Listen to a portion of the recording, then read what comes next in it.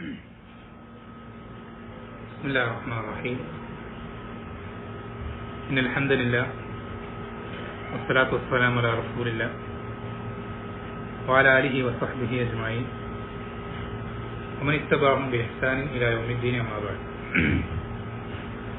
അല്ലാഹു സുബ്ഹാനഹു വ തആല വജഹ് മാത്രം ഉദ്ദേശിച്ചുകൊണ്ട് സംസാരിക്കുവാനും കേൾക്കുവാനും അല്ലാഹു സുബ്ഹാനഹു വ തആല നമ്മളെ ഓരോരുത്തരെയും സഹായിക്കുമാറാകട്ടെ. ഷെയ്ഖുൽ ഇസ്ലാം മുഹമ്മദ് അബ്ദുൽ വഹാബ് റഹിമഹുള്ളയുടെ ഉസൂൽ സലാത്ത് എന്ന ഗ്രന്ഥത്തിൽ രണ്ടാമത്തെ അടിസ്ഥാനമായ ഒരടിമ അവന്റെ ദീനിനെ സംബന്ധിച്ച് അറിയുക എന്നുള്ളതിൽ ദീനിന്റെ 3 മർത്തബകളായി നബി സല്ലല്ലാഹു അലൈഹി വസല്ലം പഠിപ്പിച്ച ഓരോ മർത്തബകളെ സംബന്ധിച്ചും വളരെ ചുരുങ്ങിയ രൂപത്തിൽ നമ്മൾ സംസാരിച്ചു വരികയാണ്. അതിലൊന്നാമത്തെ മർത്തബ അത് ഇസ്ലാം കാര്യങ്ങൾ അതിനെ സംബന്ധിച്ച് വളരെ ചുരുക്കത്തിൽ പറഞ്ഞു. രണ്ടാമത്തേത് ഇനി ഈമാൻ കാര്യങ്ങൾ. അതിൽ നമ്മൾ നേരത്തെ പറഞ്ഞു തുടങ്ങിയത് ഈമാൻ കാര്യങ്ങളിലെ ഒന്നാമത്തേതും ഏറ്റവും അധികം പ്രാധാന്യമുള്ളതുമായ അള്ളാഹുവിലുള്ള വിശ്വാസം എന്ന കാര്യത്തെ സംബന്ധിച്ചാണ്. ഏറ്റവും ആദ്യം നമ്മൾ പറഞ്ഞ അള്ളാഹുവിലുള്ള വിശ്വാസം ചുരുക്കത്തിൽ 4 ഭാഗങ്ങളാണ്. അള്ളാഹു ഉണ്ട് എന്നുള്ള വിശ്വാസം, അതിന്റെ തെളിവുകളും അത് പ്രത്യേകം എടുത്തു പറയാനുള്ള കാരണങ്ങളൊക്കെ നമ്മൾ നേരത്തെ സൂചിപ്പിച്ചു. അതിനുശേഷം അള്ളാഹുവിന്റെ റുബൂബിയത്തിലുള്ള വിശ്വാസം, അതിനെ സംബന്ധിച്ചും നമ്മൾ പറഞ്ഞു. അള്ളാഹുവിന്റെ റുബൂബിയത്ത് എന്ന് പറയുമ്പോൾ അതിൽ 3 കാര്യങ്ങളാണ് പ്രധാനമായിട്ടും വരുന്നത്: ഖൽഖ്, മുൽക്ക്, അമ്ർ. അമ്രിന് ചില പണ്ഡിതന്മാർ തദ്ബീർ എന്നും പറയാറുണ്ട്. പിന്നെ അതിനുശേഷം നമ്മൾ പറഞ്ഞു കൊണ്ടിരുന്നത്, സംസാരിച്ച് നിർത്തിയത് അള്ളാഹുവിന്റെ ഉലൂഹിയത്തിലുള്ള വിശ്വാസം. അതായത് എല്ലാ ഇബാദത്തുകളും അതിന് അർഹതയുള്ളത് അള്ളാഹു സുബ്ഹാനഹു വ തആല മാത്രമാണ് എന്നുള്ളതാണ് ഉലൂഹിയത്ത് കൊണ്ട് അർത്ഥമാക്കുന്നത്. അത് നമ്മൾ നേരത്തെ സൂചിപ്പിച്ചതുപോലെ തന്നെ റുബൂബിയത്തിൽ ശരിയായ വിശ്വാസമുള്ള ഒരാൾക്ക് ഉലൂഹിയത്തിൽ ശിർക്ക് വെക്കാൻ സാധിക്കുകയില്ല. റുബൂബിയത്തിൽ ശരിയായ വിശ്വാസമുള്ള ഒരാൾക്ക് ഉലൂഹിയത്തിൽ ശിർക്ക് വെക്കാൻ സാധിക്കുകയില്ല. എന്തുകൊണ്ടാണ്? നേരത്തെ സൂചിപ്പിച്ചു. റുബൂബിയത്ത് കൊണ്ട് അർത്ഥമാക്കുന്നത് എന്താ? നമുക്ക് എല്ലാം നൽകുന്നത് അള്ളാഹുവാണ്. നമ്മളിൽ നിന്ന് ഒരു കാര്യം തടയപ്പെടുന്നുണ്ടെങ്കിൽ അത് തടയുന്നത് അള്ളാഹുവാണ്. അതുകൊണ്ട് തന്നെ അള്ളാഹു ഒരു കാര്യം നമ്മൾക്ക് നൽകാൻ ഉദ്ദേശിച്ചാൽ അത് വേറെ ആരെ കൊണ്ടും അത് തടഞ്ഞു നിർത്താൻ സാധിക്കുകയില്ല. അതുപോലെ തന്നെ അള്ളാഹു നമ്മളിൽ നിന്നൊരു കാര്യം തടഞ്ഞു കഴിഞ്ഞാൽ മറ്റാരെ കൊണ്ടും അത് നമ്മളിലേക്ക് എത്തിക്കുവാൻ സാധിക്കില്ല. ഇങ്ങനെയാണെങ്കിൽ പിന്നെ വേറൊരാളെ ഇബാദത്ത് ചെയ്യുന്നതിൽ എന്താ അർത്ഥമുള്ളത്? അവരുള്ളതും ഇല്ലാത്തതൊക്കെ സമമാണ്. പ്രത്യേകിച്ച് ഒരു കാര്യമില്ല. അവര് വിചാരിച്ചാലും വിചാരിച്ചില്ലെങ്കിലൊക്കെ അതൊന്നും അവിടെ ഒരു തരത്തിൽ അത് ബാധിക്കുന്നില്ല വിഷയത്തെ. മറിച്ച് നമുക്കൊരു കാര്യം കിട്ടുന്നതും കിട്ടാതാവുന്നതും അള്ളാഹു തീരുമാനിക്കുമ്പോൾ മാത്രം. ഇത് ശരിയായ രൂപത്തിൽ മനസ്സിലാക്കുമ്പോൾ അതാണ് റുബൂബിയത്തിന്റെ ആകത്തുക, ഖുലാസ, ചുരുക്കം. അത് ശരിയായി ഉറച്ച് വിശ്വസിക്കുന്ന ഒരാൾ അവൻ അള്ളാഹുവിനെ ഇബാദത്ത് ചെയ്യുള്ളൂ. കാരണം അവനറിയാം വേറെ ആരെ ഇബാദത്ത് ചെയ്തിട്ട് ഒരു കാര്യമില്ല.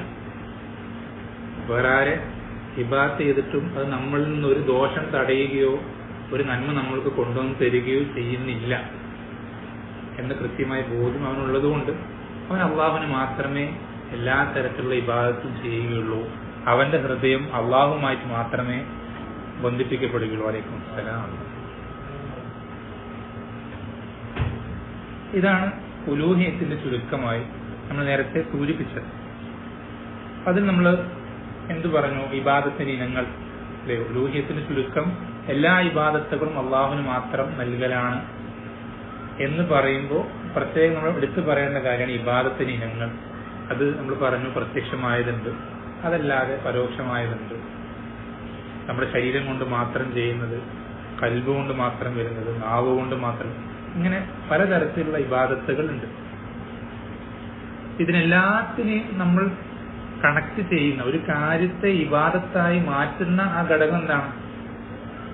ആ കാര്യം നമ്മൾ അള്ളാഹുവിന് വേണ്ടി ചെയ്തു കഴിഞ്ഞാൽ അള്ളാഹു അത് ഇഷ്ടപ്പെടുകയും തൃപ്തിപ്പെടുകയും ചെയ്യുന്ന ഓരോന്നും, അത് വിശ്വാസമായിക്കോട്ടെ, സംസാരമായിക്കോട്ടെ, പ്രവർത്തനമായിക്കോട്ടെ, അള്ളാഹുവിന് വേണ്ടി ചെയ്യുമ്പോൾ അള്ളാഹു അത് ഇഷ്ടപ്പെടുകയും തൃപ്തിപ്പെടുകയും ചെയ്യുന്ന കാര്യങ്ങൾക്കാണ്, അതിന് മൊത്തത്തിൽ പറയുന്ന പേരാണെന്ത്? ഇബാദത്ത്. അങ്ങനെയുള്ള ഒരു കാര്യവും ഒരു തരി പോലും അള്ളാഹു അല്ലാത്ത ഒരാൾക്കും, ആരായിക്കോട്ടെ, അവിടെ ആളാരാണെന്നുള്ളതല്ല വിഷയം, അള്ളാഹുവിന് പുറമെ ഒരാൾക്കും അതിന് അർഹതയില്ല എന്നുള്ളതാണ് വിഷയം.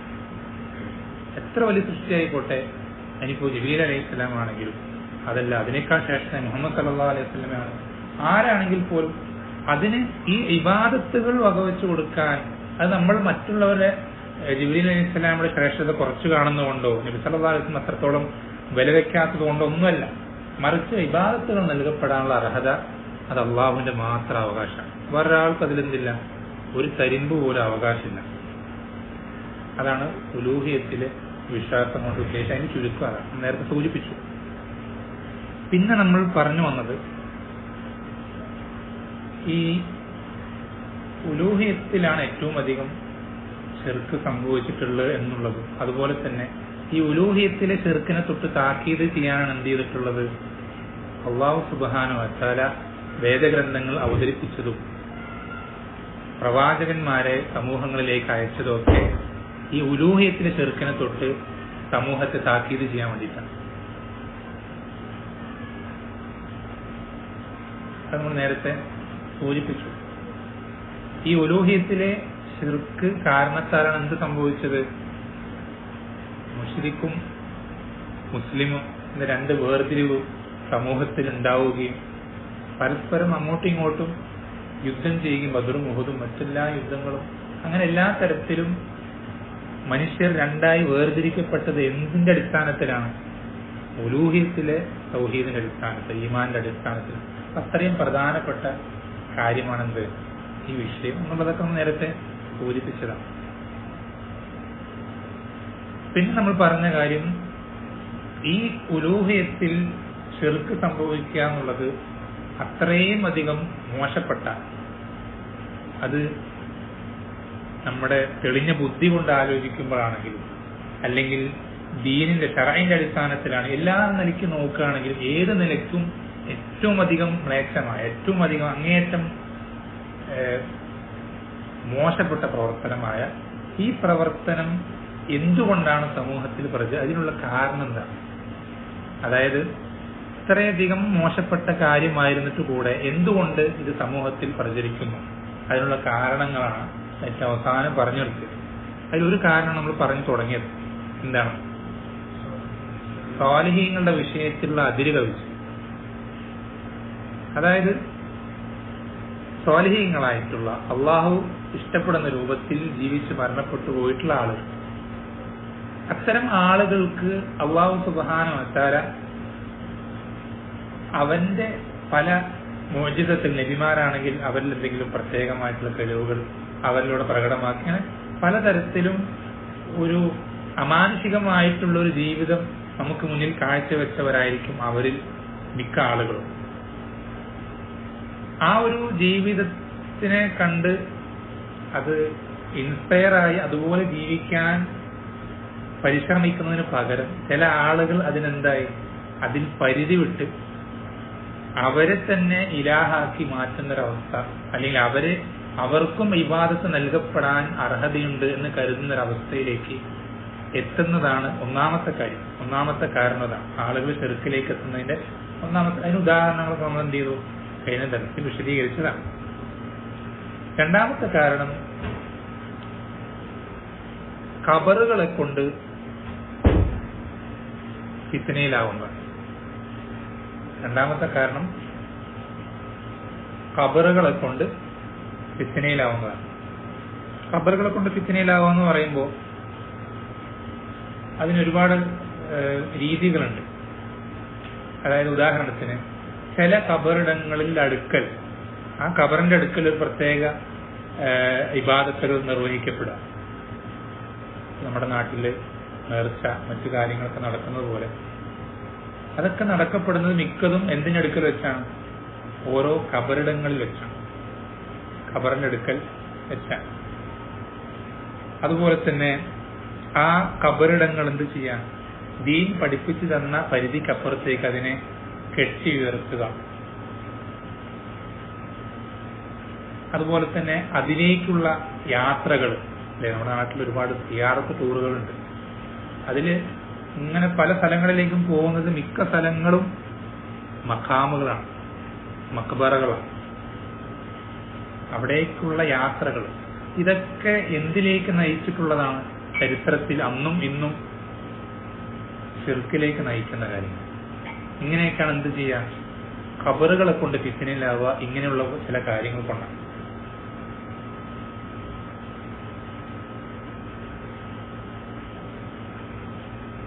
നബി സല്ലല്ലാഹു അലൈഹി വസല്ലം എന്ത് ചെയ്തിട്ടുണ്ട്? ഹദീസുകൾ പ്രത്യേകം പഠിപ്പിച്ചു തന്നിട്ടുള്ള കാര്യമാണ് എന്ത്? അലാ ഫലാ തത്തഖിദുൽ ഖുബൂറ മസാജിദ്. അറിഞ്ഞുകൊള്ളുക, നിങ്ങൾ ഒരിക്കലും എന്ത് ചെയ്യരുത്, ഖബറുകളെ ഇബാദത്തുകൾ ചെയ്യുന്ന സ്ഥലങ്ങളാക്കി മാറ്റരുത്.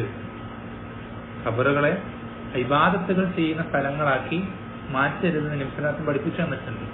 എന്നുവെച്ചാൽ ഒരു ഖബറിന്റെ അടുക്കൽ ഒരു പ്രത്യേക ഇബാദത്ത് ചെയ്യാൻ വേണ്ടി എന്ത് ചെയ്യാം, ആ ഇബാദത്ത് ആ ഖബറിന്റെ അടുക്കൽ ചെയ്യുന്നതിന് എന്തോ ഒരു പ്രത്യേക പോരിശ. അവിടെ വെച്ച് ഖുർആൻ ഓതുക, അവിടെ വെച്ച് സ്വലാത്ത് ചൊല്ലുമ്പോൾ, അവിടെ വെച്ച് ദുആ ചെയ്യുമ്പോൾ, ഇങ്ങനെ എന്തെങ്കിലും ഒരു പ്രത്യേക പോരിശ ഏതെങ്കിലും ഒരു ഖബറിന് നിശ്ചയിക്കുന്നതിന് നബി സല്ലല്ലാഹു അലൈഹി വസല്ലം എന്ത് ചെയ്യണം? വിലക്കാണ്. അതുകൊണ്ട് തന്നെ നമുക്ക് എന്ത് ചെയ്യാൻ പറ്റില്ല, പള്ളിയോട് ചേർന്ന് ഖബർ നിൽക്കുന്ന പള്ളികളിൽ നിസ്കരിക്കാൻ പാടില്ല. നബി സല്ലല്ലാഹു അലൈഹി വസല്ലം വിലക്കിയ കാര്യം. ഒരു മസ്ജിദ്, ആ മസ്ജിദിനോട് ചേർന്നൊരു ഖബർ അങ്ങനെ ഉണ്ടെങ്കിൽ ആ മസ്ജിദിൽ നിസ്കരിക്കാൻ പാടില്ല എന്ന് നബി സല്ലല്ലാഹു അലൈഹി വസല്ലം ഈ ഹദീസിന്റെ അടിസ്ഥാനത്തിൽ പണ്ഡിതന്മാർ വിശദീകരിക്കുന്നുണ്ട്. മറ്റും ഹദീസുകളുണ്ട് ഈ വിഷയത്തിൽ. ഒരു മസ്ജിദിന് അതിൻ്റെതായ ഒരു പ്രത്യേക ബൗണ്ടറിയും അതിന്റെ തൊട്ടപ്പുറത്തൊരു ഗ്യാപ്പും പിന്നെ മഖ്ബറയ്ക്ക് വേറൊരു ബൗണ്ടറിയും ഉണ്ടെങ്കിലേ എന്ത് ചെയ്യാൻ പറ്റുള്ളൂ, ആ മസ്ജിദിൽ നിസ്കരിക്കാൻ പറ്റുള്ളൂ. ശ്രദ്ധിക്കണേ, രണ്ട് ബൗണ്ടറിക്കുള്ളിലാണ്, രണ്ട് ബൗണ്ടറിക്കുള്ളിലാണ്. ബൗണ്ടറി എന്ന് പറയുമ്പോൾ മതിലോ വേലിയോ എന്തെങ്കിലും രണ്ട് എന്താ പരിധിക്കുള്ളിലാണ്. അതിനിടയിൽ എന്തെങ്കിലും അതിനെ തമ്മിൽ വേർതിരിക്കുന്ന എന്തെങ്കിലും ഒരു കാര്യം, വഴിയോ എന്തെങ്കിലും, അങ്ങനെയാണെങ്കിൽ മാത്രമേ എന്ത് ചെയ്യാൻ പാടുള്ളൂ, അത്തരം മസ്ജിദുകൾ നിസ്കരിക്കാൻ പാടുള്ളൂ. ഇത് പറയുമ്പോൾ പല ആളുകൾക്ക് ഉണ്ടാവുന്ന സംശയമാണ്, നമ്മുടെ നാട്ടില് ഖുറാഫികൾ പ്രത്യേകിച്ചും പറയുന്നൊരു കാര്യമാണ്, അങ്ങനെയാണ് മസ്ജിദ് നബവിയിൽ നിസ്കരിക്കാൻ പറ്റുമോ ചോദിക്കും. മസ്ജിദ് നബവിയിൽ ആരുടെ ഖബറാ ഉള്ളത്? അല്ലാഹുവിന്റെ റസൂൽ സല്ലല്ലാഹു അലൈഹി വസല്ലം, അതുപോലെ തന്നെ അബൂബക്കർ റളിയല്ലാഹു അൻഹു, ഇവർ മൂന്ന് പേരുടെയും ഖബർ അടുത്തടുത്താണ്. ഒരൊറ്റ മുറി, ആയിഷ റളിയല്ലാഹു അൻഹയുടെ മുറിയിലാണ്. ഇത് പള്ളിയോട് ചേർന്നായിരുന്നു ആദ്യം ഇത് പള്ളിയുടെ ഭാഗമായിരുന്നില്ല. പിന്നീട് പള്ളി വികസിച്ച് അങ്ങനെ എന്തായി, പള്ളിയുടെ ഉള്ളിൽ അല്ലെങ്കിൽ പള്ളിയുടെ ഒരു ഭാഗമായി ഇത് മാറി. അപ്പോൾ നമ്മൾ ശ്രദ്ധിക്കേണ്ടത്, നമ്മൾ നബി സല്ലല്ലാഹു അലൈഹി വസല്ലമയുടെ ഖബറിന്റെ ആ ഭാഗമായിട്ട് കാണുന്ന ഭാഗമുണ്ടല്ലോ, അതിനപ്പുറത്ത് ഖബറിലേക്ക് 3 ചുമരുകളുടെ വ്യത്യാസമുണ്ട്. ശ്രദ്ധിക്കണേ, 3 ചുമരുകൾ, 3 ബൗണ്ടറികളാണ്. നമ്മൾ കാണുന്ന ആ കാഴ്ചയുടെ അപ്പുറത്ത് ഒരു ചുമര്, അതിൻ്റെ ഉള്ളിൽ മറ്റൊരു ചുമര്, പിന്നെ അതിൻ്റെ ഉള്ളിൽ മൂന്നാമതൊരു ചുമര്, അതിൻ്റെ ഉള്ളിലാണെന്ത്, ഈ 3 ഖബറുകളുള്ളത്. അതൊരിക്കലും എന്തിൽ വരുന്നില്ല, ഈ ബൗണ്ടറിയിൽ പെടാത്ത അല്ലെങ്കിൽ ഖബറിടങ്ങളെ മസ്ജിദാക്കുന്ന ഒരവസ്ഥയിലേക്ക് അത് എത്തുന്നില്ല. പിന്നെ അത് മാത്രമല്ല, ഇത് ഖിബലയ്ക്ക് നേരെ അഭിമുഖമായിട്ട് വരുന്നില്ല. ഈ ഖബറുകൾ ഒരിക്കലും ഖിബലയ്ക്ക് നേരെ അഭിമുഖമായിട്ട് വരുന്നില്ല. എന്താ കാരണം? അതിലെ ഏറ്റവും പുറമേക്കുള്ള മതില്, 3 മതിലുകളിലെ ഏറ്റവും പുറമേക്കുള്ള മതില് ഈ ഷേപ്പിലാണ്. അതായത് എന്താ പറയാ, ഒരു ത്രികോണത്തിന്റെ കൂർത്ത ഷേപ്പിലാണ് എന്തുള്ളത്, ഏറ്റവും പുറമേക്കുള്ള മതിൽ വരാം. അതുകൊണ്ട് എന്താ മെച്ചം എന്താ, നമ്മൾ ഏത് ഭാഗത്തും പള്ളിയിൽ ഏത് ഭാഗത്തും നിസ്കരിച്ചാലും നമ്മൾ ഖബറിലേക്ക് മുന്നിടുന്ന രൂപത്തിലേക്ക് ആവൂല. അത് നിങ്ങളൊന്ന് ചിത്രം ഒന്ന് വരച്ചു നോക്കിയാൽ മനസ്സിലാവും. അതായത് മതില് ഇങ്ങനെ വന്നിട്ട് ഈ ഭാഗത്ത് മസ്ജിദ് നമ്മൾ കിബിലയിലേക്ക് തിരിയുന്ന ഭാഗത്തേക്ക് ഇങ്ങനെ കൂർത്തിട്ടാണ്. അങ്ങനെ ആവുമ്പോൾ നമ്മൾ ഈ കൂർത്ത ഭാഗത്തിന് മുന്നിലാണ് നമ്മൾ നിസ്കരിക്കുമ്പോൾ നമ്മൾ എന്താവൂല, ഖബറിലേക്ക് മുന്നിടുന്നൊരവസ്ഥ നിസ്കരിക്കുമ്പോൾ ഉണ്ടാവൂല. മസ്ജിദ് നബിയിൽ നിസ്കരിക്കുമ്പോൾ ഒന്നാമത്തെ. ഇനി അവിടെ നിസ്കരിക്കുമ്പോൾ നമ്മൾ എന്താവൂല, ഈ പറയുന്ന രൂപത്തിൽ, അതായത് ഖബറിന് ഒരു ബൗണ്ടറി, മസ്ജിദിന് മറ്റൊരു ബൗണ്ടറി എന്നുള്ള അവസ്ഥ അവിടെ പാലിക്കപ്പെട്ടിട്ടുണ്ടെന്ന് മാത്രമല്ല, ഇത് കൂടെ എക്സ്ട്രാ ഒരു മതില് വേറെയുണ്ട്. അതൊരിക്കലും എന്താവൂല, അതിൽ പെടുന്ന കാര്യമില്ല. അതൊരിക്കലും എന്തല്ല, ഒരു ന്യായമല്ല. അപ്പൊ നമ്മളെ സംബന്ധിച്ചിടത്തോളം ഖബറിടങ്ങളെ ആളുകൾ അതിനെ കൊണ്ട് ഫിത്നയിലാകുന്നതിന്റെ ഒരു ഉദാഹരണമാണ് എന്ത്, മസ്ജിദുകളുമായി അതിനെ ബന്ധിപ്പിക്കപ്പെടാമോ, അല്ലെങ്കിൽ ആ ഖബറിടങ്ങളിൽ ഒരു പ്രത്യേക ഇബാദത്തുകൾ എന്ത് ചെയ്യുക, ഉദ്ദേശിക്കപ്പെടാമോ. അവിടെ പോയിട്ട് ഒരു കാര്യം ചെയ്യാം, അവിടെ പോയിട്ട് പ്രാർത്ഥിക്കുക, അപ്പൊ അതിന് പ്രാർത്ഥനയ്ക്ക് ഉത്തരം കിട്ടുന്നുള്ളൊരു ചിന്ത, അല്ലെങ്കിൽ അവിടെ പോയി ഖുർആൻ ഓതിയാൽ കൂടുതൽ പ്രതിഫലം, ഇങ്ങനെയൊക്കെയുള്ള ഖബറിടങ്ങളുമായി അതിനെ ഇബാദത്തിനെ ബന്ധിപ്പിക്കപ്പെടുന്നത് ഈ ഒരു കാര്യത്തിൽപ്പെട്ടതാണ്. ഖബറിടങ്ങളെ കൊണ്ട് ഫിത്നയിലാവുന്നതിൽ പെട്ടതാണ്. അതുപോലെ തന്നെ അതിൽ എടുപ്പ്, അതിനെ എന്താ പറയാ, പണിതുയർത്തുക, കെട്ടി ഉയർത്തുക ഖബറിടങ്ങൾ. നബി സല്ലല്ലാഹു അലൈഹി വസല്ലം പറഞ്ഞ എന്താ, ഈ മക്കം ഫത്ഹിന് ശേഷം അലി റളിയല്ലാഹു അൻഹുവിനെ നബി സല്ലല്ലാഹു അലൈഹി വസല്ലം പറഞ്ഞയക്കുമ്പോൾ നബി സല്ലല്ലാഹു അലൈഹി വസല്ലം കൊടുക്കുന്ന കൽപ്പന എന്താ, ഒരു വിഗ്രഹത്തെ എന്ത് ചെയ്യരുത്, ഒരു രൂപത്തെയും നീ മായ്ക്കാതെ എന്ത് ചെയ്യരുത്, വിട്ടുകളയരുത്. രൂപമുള്ള ഒന്നിനെയും നീ എന്ത് ചെയ്യരുത്, ആ രൂപം പോകുന്ന രൂപത്തിൽ അതിനെ മായ്ച്ച് അതിനെ തകർക്കാതെ വിട്ടുകളയരുത് എന്ന് പറഞ്ഞിട്ട് വലാ ഖബറൻ മുശ്രിഫൻ ഇല്ലാ സവ്വൈതഹു, ഉയർന്നു നിൽക്കുന്ന ഒരു ഖബറിനെയും നിരപ്പാക്കാതെ വിടരുത് നബി സല്ലല്ലാഹു അലൈഹി വസല്ലം കൽപ്പന. ഒരു ഖബർ ഉയർന്നു നിൽക്കുന്നുണ്ടെങ്കിൽ ഖബറിന് ഉയരാനുള്ള അളവ് എത്രയാണ്, ഒരു ചാണാണ്, അതിൽ കൂടുതൽ ഉയരരുത്. ആ ഒരു ചാണം ഉയർത്തുന്ന എന്തിനാണെന്ന് അറിയോ, അത് ഖബറാണെന്ന് അറിയാൻ വേണ്ടിയിട്ടാണ്. സാധാരണ ഒരു നിലമല്ല, അത് ഖബറാണ്, അവിടെ ഒരു ഖബറുണ്ട് എന്നുള്ളത് തിരിച്ചറിവിനാണ് എന്ത് ചെയ്യുന്നത്, ഒരു ചാണം ഉയർത്തുന്നത്. അതിൽ കൂടുതൽ ഉയർത്തരുത്. അങ്ങനെ ഉയർത്തപ്പെട്ടിട്ടുണ്ടെങ്കിൽ എന്ത് ചെയ്യണം, അത് നിരപ്പാക്കണം. ഇമാം ഷാഫി റഹിമഹുല്ലാ അദ്ദേഹത്തിന്റെ കാലഘട്ടത്തിൽ അദ്ദേഹം പറയുന്നുണ്ട്, കിതാബുൽ ഉമ്മിലാണെന്ന്, മക്കയിലെ ഭരണാധികാരികൾ ഉയർന്നു നിൽക്കുന്ന കബറിടങ്ങൾ ഇതുപോലെ കെട്ടി ഉയർത്തപ്പെട്ടത് ജാറങ്ങളിലെ, അങ്ങനെ പറഞ്ഞാൽ നമുക്ക് മനസ്സിലാവുള്ളൂ, അത് തട്ടി നിരപ്പാക്കുന്നത് ഞാൻ കണ്ടിട്ടുണ്ട്. അദ്ദേഹം പറയുന്നത് ഒരു പണ്ഡിതൻ പോലും അതിനെതിരെ ആക്ഷേപിക്കുന്നതും ഞാൻ അറിഞ്ഞിട്ടില്ല. കാരണം പണ്ഡിതന്മാർക്കിടയിൽ ഇജ്മാഉള്ള വിഷയമാണ് എന്ത്, ഖബർ ഒരു ചാണിൽ കൂടുതൽ ഉയർത്തപ്പെട്ടാൽ അതെന്ത് ചെയ്യണം, നിരപ്പാക്കണം എന്നുള്ളത്. പക്ഷെ അത് ചെയ്യേണ്ട ഭരണാധികാരിയാണ്. നമ്മുടെ നാട്ടിൽ പല ആൾക്കാരും അവിടെ ഇവിടെയൊക്കെ പോയി ഖബർ പൊളിച്ചതുപോലെ ചെയ്യാൻ നിൽക്കരുത്. എന്തൊക്കെ പ്രശ്നം എന്താ,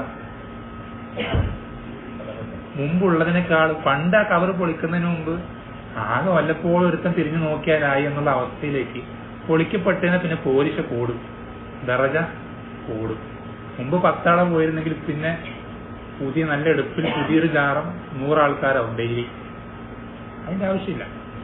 അങ്ങനല്ല, അങ്ങനത്തെ ഒരു അവസ്ഥ ഒരിക്കലും ഉണ്ടാകരുത്. അത് ചെയ്യേണ്ട ആളുകളാണ്, ചെയ്യേണ്ട സമയത്താണ് ചെയ്യേണ്ടത്. അതുപോലെ തന്നെ നമ്മൾ പറഞ്ഞ അതിലേക്ക് യാത്ര ചെയ്യുന്ന അവസ്ഥ, അത് ഉദ്ദേശിച്ച് അതിലേക്ക് എന്ത് ചെയ്യാം, യാത്ര ചെയ്യാം. അജ്മീറിലേക്ക് പോകുന്ന എന്താ പറയാ, ബിസിനസ് എന്താ പറയാ, ട്രാവൽസിന്റെയും ടൂറിസ്റ്റിന്റെയും ഒക്കെ കണക്കുകൾ ഒരുപാടാണ്. തീർത്ഥാടകർ അജ്മീർ, നാഗൂർ, ഇങ്ങനെ പറഞ്ഞതിന് കുറെ ഉണ്ട്. ഇവിടെ എല്ലാവരും ഇതെല്ലാം സന്ദർശിച്ച് ഇത്ര ദിവസത്തെ ഒരു പ്ലാനൊക്കെ ഉണ്ടാവും. ഇത്ര ദിവസത്തെ സിയാറത്ത് ടൂർ. അത് അങ്ങനെ ചെയ്യാൻ പാടില്ല. വിശ്വാസം പറഞ്ഞെന്താ? ലാ തുഷദ്ദു റിഹാലു ഇല്ല ഇലാ സലാസത്തി മസാജിദ്. 3 മസ്ജിദുകളിലേക്കല്ലാതെ ആ സ്ഥലം ഉദ്ദേശിച്ചുകൊണ്ട് അതിലേക്ക് യാത്ര ചെയ്യാൻ പാടില്ല. ഒരു പ്രത്യേക പുണ്യം പ്രതീക്ഷിച്ച് ആ ഒരു അർത്ഥത്തിൽ നമ്മൾ ഒരു പ്രത്യേക മസ്ജിദിലേക്ക് അല്ലെങ്കിൽ വേറെന്തെങ്കിലും സ്ഥലത്തേക്ക് യാത്ര ചെയ്യുന്നത് ആകെ ദീൻ അനുവദിച്ചു തന്നിട്ടുള്ള 3 മസ്ജിദുകളാണ്. 2 ഹറമുകളാണ്. 3-മത്തേത് മസ്ജിദുൽ അഖ്സ.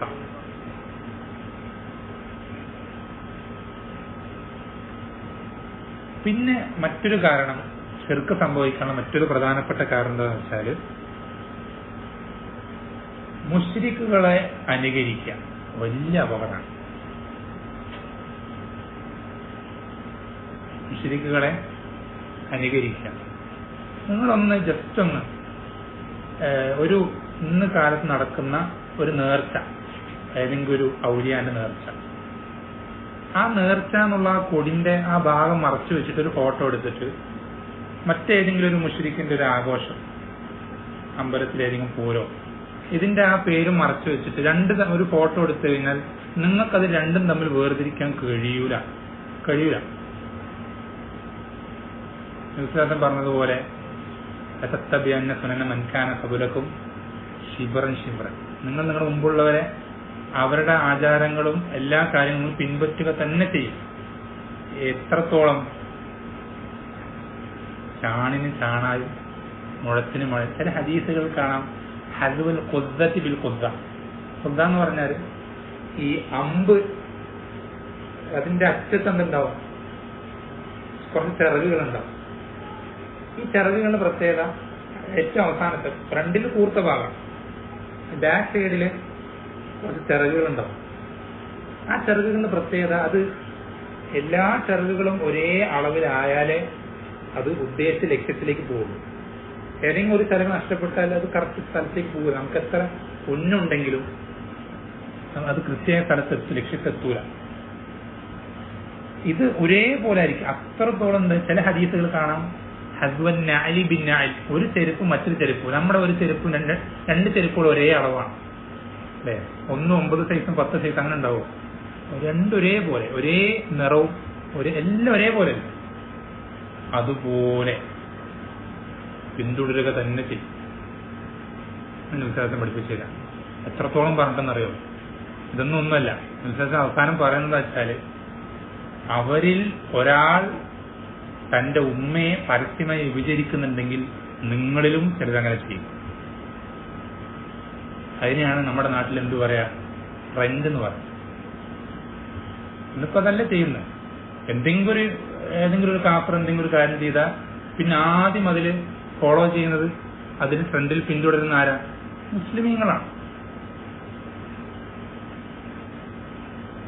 എന്ത് തെമ്മാടുത്തരായിക്കോട്ടെ അല്ലേ? സിനിമകളിലൊരു എന്തെങ്കിലും ഒരു നല്ലൊരു ഹിറ്റ് ഡയലോഗോ എന്തെങ്കിലുമൊക്കെ ഒന്ന് ആയിക്കഴിഞ്ഞാൽ, എന്തെങ്കിലും വസ്ത്രം ഹിറ്റാവോ, ഇങ്ങനെ എന്തെങ്കിലുമൊക്കെ ഒരു കാര്യം ട്രെൻഡായി കഴിഞ്ഞാൽ പിന്നെ ഇതിന്റെ ഏറ്റവും ആദ്യം മുസ്ലിങ്ങളുണ്ടാവും. എന്ത് വൃത്തിയോടാണ് മുസ്ലിം. അത് കേവലം ഹറാമിൽ മാത്രം ഒതുങ്ങി നിൽക്കുന്ന വിഷയമല്ല. അത് ശിർക്കിലേക്ക് എത്തിക്കും.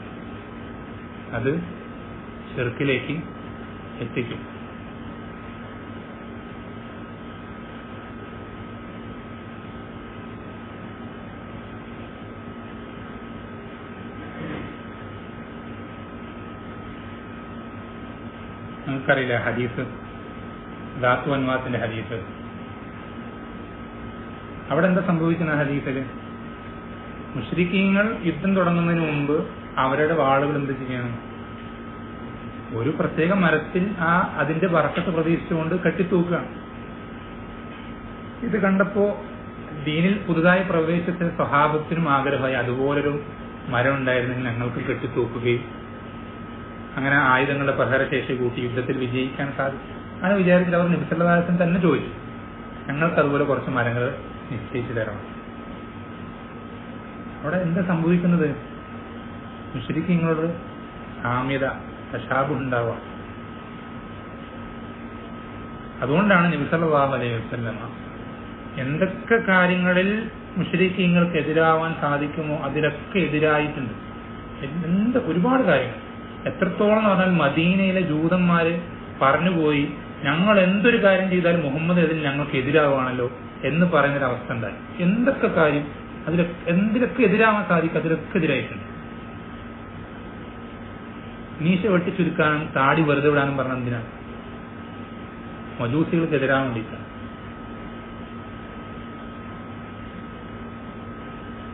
അതുപോലെ തന്നെ ഒക്കെ പോട്ടെ, നോമ്പെടുക്കുക എന്നുള്ളത് ഒരു ഇബാദത്താണ്. മുഹറം 10 നോമ്പ്. ഈ മുഹറം 10 നോമ്പ് ജൂതന്മാരെടുത്തിരുന്നു എന്നുള്ളതുകൊണ്ട് നബി സല്ലല്ലാഹു അലൈഹി വസല്ലമ നോമ്പ് നല്ലതാണല്ലോ, അത് ഒഴിവാക്കേണ്ട കാര്യമില്ല. അതുകൊണ്ട് നബി സല്ലല്ലാഹു അലൈഹി വസല്ലം നോമ്പെടുത്തു. എന്നിട്ട് എന്താ പറയുന്നത് അറിയോ? അടുത്ത കൊല്ലം ജീവിച്ചിരിക്കുന്നെങ്കിൽ 9 എടുക്കും. എന്തിനാ 9 എടുക്കുന്നത്? 10 മാത്രം എടുത്താൽ 10 മാത്രം ആരും എടുക്കുന്നുണ്ട്? ജൂതന്മാരും എടുക്കുന്നുണ്ട്. അവർക്ക് എതിരാവല് എങ്ങനെ സാധിക്കും? 9 എടുത്തിട്ട് സാധിക്കും. അങ്ങനെ എന്തെല്ലാം രൂപത്തിൽ എതിരാവാൻ സാധിക്കുമോ അങ്ങനെയൊക്കെ എതിരാകുന്നതിലാണ് കാര്യം. ശ്രദ്ധിക്കേണ്ട വിഷയമാണ്. അതുപോലെ തന്നെ മറ്റൊരു പ്രധാനപ്പെട്ട കാരണമാണ് ശിർക്കിലേക്ക് എത്തിക്കുന്നത് രൂപമുണ്ടാക്കാനുള്ളത്. തസ്വീർ.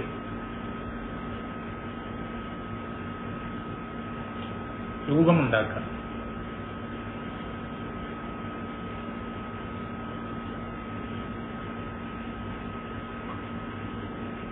എത്രത്തോളം ഇബ്നു അബ്ബാസ് റളിയല്ലാഹു അൻഹു വിശദീകരിക്കുന്നുണ്ട്.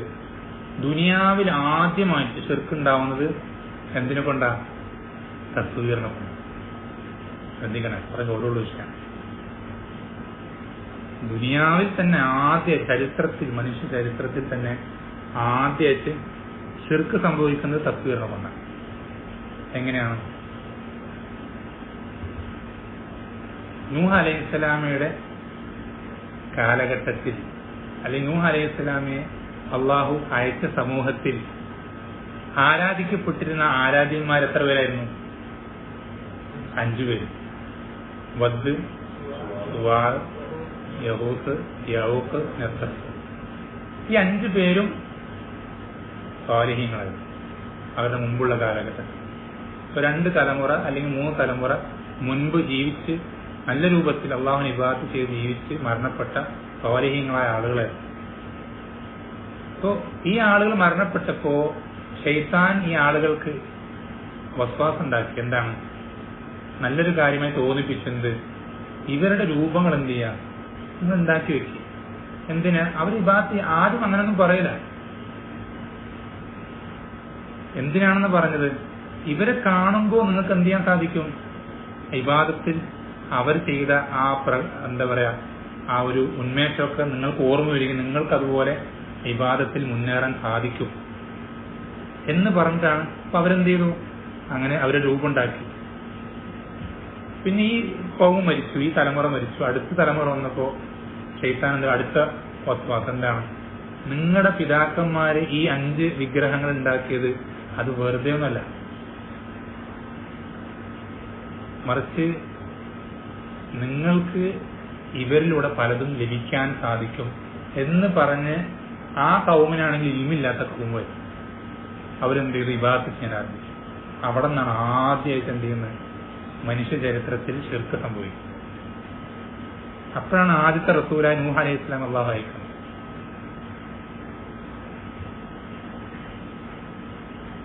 തസ്വീർ എന്നുള്ളത് വളരെ ഗൗരവമുള്ള വിഷയം.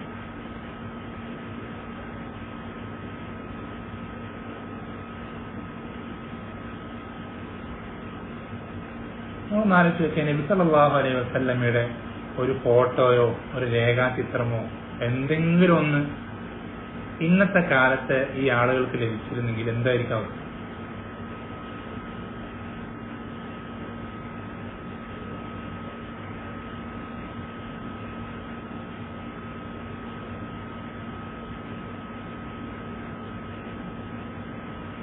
ഇത് പറയാൻ കാരണം എന്താ വെച്ചാല് പല വീടുകളിൽ നിങ്ങൾ കയറിയ കാണാൻ സാധിക്കുന്ന കാര്യമാണെന്ത്? നബി സല്ലല്ലാഹു അലൈഹി വസല്ലമയുടെ ചെരുപ്പ് എന്ന് പറഞ്ഞിട്ട് ആ ചെരുപ്പിനെ പോലും വലിയ മഹത്വത്തിൽ കൊണ്ടു നടക്കുന്ന ഒരുപാട് മുസ്ലിം നാമധാരികളുടെ വീട് കാണാൻ സാധിക്കും നമ്മുടെ ചുറ്റുവട്ടത്ത്. അത് നബിസ്വലാസം ചെരുപ്പല്ല, ഏതോ ഒരു ചെരുപ്പിനെ നബിസ്വലാസിന്റെ ചെരുപ്പ് എന്ന് പറഞ്ഞിട്ട് അതിന് പോലും ആ ഒരു ചെരുപ്പിന് പോലും അത്രയധികം മഹത്വം കൊടുക്കുന്ന ആളുകൾക്ക് നബിസ്വലാസിന് ചിത്രം കിട്ടിയുള്ള അവസ്ഥ നൽകും.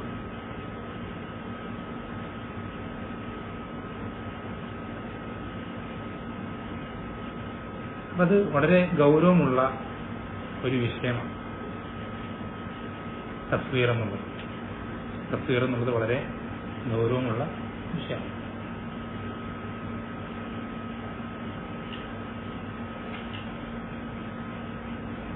പിന്നെ അതുപോലെ തന്നെ മറ്റൊരു കാര്യമാണ്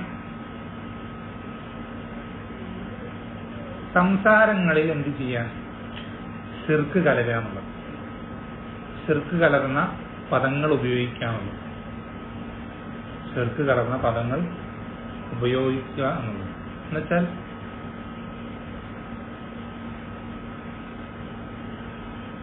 ആ വാക്കുകൾ ചിലപ്പോ നല്ല നിയത്തോട് ഉദ്ദേശിച്ചിട്ട് പറഞ്ഞതായിരിക്കാം, അല്ലാതായിരിക്കാം. പക്ഷെ അതെന്തിലേക്ക് എത്തിക്കുന്നതാണ്? ശിർക്കിലേക്ക് എത്തിക്കുന്ന ചില പദപ്രയോഗങ്ങളുണ്ട്. അത് മറ്റൊരു കാരണം. ഉദാഹരണത്തിന് അള്ളാഹു അല്ലാത്തവരെ കൊണ്ട് സത്യം ചെയ്യും. അള്ളാഹു അല്ലാത്തവരെ കൊണ്ട് സത്യം ചെയ്യാം. അതെന്തിലേക്ക് എത്തിക്കും? ശിർക്കിലേക്ക് എത്തിക്കുന്ന കാര്യമാണ്. അങ്ങേയറ്റം മനസ്സിൽ ആദരവുള്ള, ബഹുമാനമുള്ള, അത്രയും വലിയ സ്ഥാനം നമ്മൾ ഹൃദയത്തിൽ നൽകിയിട്ടുള്ള ഒരു വിഷയത്തിൽ അല്ലെങ്കിൽ അങ്ങനെ ഒരു കാര്യം കൊണ്ട് നമ്മൾ എന്ത് ചെയ്യുള്ളൂ? സത്യം ചെയ്യുള്ളൂ. കാരണം സത്യം ചെയ്യുന്നതിന്റെ തന്നെ ഉദ്ദേശം എന്താ? അത്രയും പ്രധാനപ്പെട്ട ഒരു കാര്യമാണ് എന്ന് മനസ്സിലാക്കാനാണ്. നമ്മൾ ശ്രദ്ധിക്കേണ്ടത് അള്ളാഹു അല്ലാത്തവരെ കൊണ്ട് സത്യം ചെയ്യുക എന്നുള്ളത് ഈ തരത്തിൽപ്പെടുന്ന ശിർക്കിലേക്ക് എത്തിക്കുന്ന ഒരു കാര്യം. അതുകൊണ്ടാണ് നബി സല്ലല്ലാഹു അലൈഹി വസല്ലം പറഞ്ഞത് എന്താ? ആരെങ്കിലും സത്യം ചെയ്യുന്നുണ്ടെങ്കിൽ അവൻ അള്ളാഹുവിനെ കൊണ്ട് സത്യം ചെയ്യട്ടെ, അല്ലെങ്കിൽ എന്ത് ചെയ്യട്ടെ? മിണ്ടാതിരിക്കട്ടെ. സത്യം ചെയ്യുന്നെങ്കിൽ അള്ളാഹുവിനെ കൊണ്ട് സത്യം ചെയ്യട്ടെ, അല്ലെങ്കിൽ അവൻ മിണ്ടാതിരിക്കട്ടെ. നബി സല്ലല്ലാഹു പഠിപ്പിച്ചു തന്നിട്ടുണ്ട്. അല്ലെങ്കിൽ അതുപോലത്തെ മറ്റു ഹദീസിൽ കാണാം, അള്ളാഹു അല്ലാത്തവരെ കൊണ്ട് സത്യം ചെയ്തവൻ അവൻ ശിർക്ക് ചെയ്തിരിക്കുന്നു. അത് അശ്റക്ക. കാരണം അത് സംസാരത്തിലുള്ള ശിർക്കാണ്. സംസാരത്തിലുള്ള ശിർക്കാണ്. മനസ്സിലാ വിശ്വാസം ഇല്ലെങ്കിൽ അത് ചെറിയ ശിർക്കാണ്. നമ്മുടെ മനസ്സിൽ അള്ളാഹുവിന് അത്രയും സ്ഥാനം വേറെ ആർക്കും ഇല്ലെങ്കിൽ അതെന്താണ്? ആ സത്യം ചെയ്ത് പറയുന്നത് ചെറിയ ശിർക്കാണ്. അള്ളാഹു അല്ലാത്തവരെ കൊണ്ട് സത്യം ചെയ്യുന്ന ചെറിയ ശിർക്ക്. ആ സ്ഥാനം ഉണ്ടെങ്കിൽ വലിയ ശിർക്കാണ്.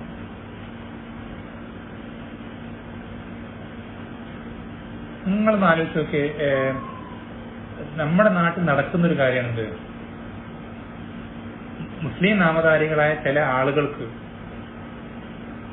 ചില പ്രധാനപ്പെട്ട വിഷയങ്ങളിൽ അള്ളാഹുവിനെ കൊണ്ട് സത്യം ചെയ്തിട്ട് അത് നിഷേധിക്കാൻ പറയാൻ ആവശ്യപ്പെട്ടാൽ അവർ 100 തവണ വേണമെങ്കിലും എന്ത് ചെയ്യും?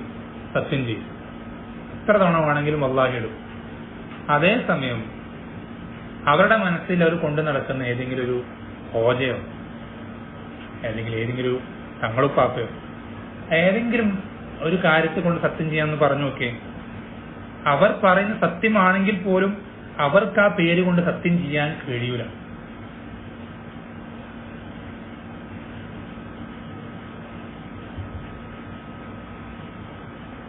അങ്ങനെ ഒരുപാട് ആളുകളുണ്ട്, മുസ്ലിം നാമധാരികളായിട്ടുള്ള ആളുകൾ.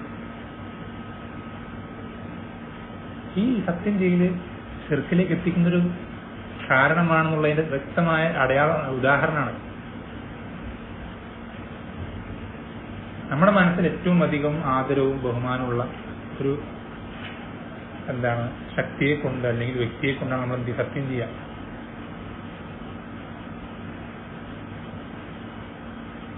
അത് വളരെ ശ്രദ്ധിക്കേണ്ട. അതുപോലെ തന്നെ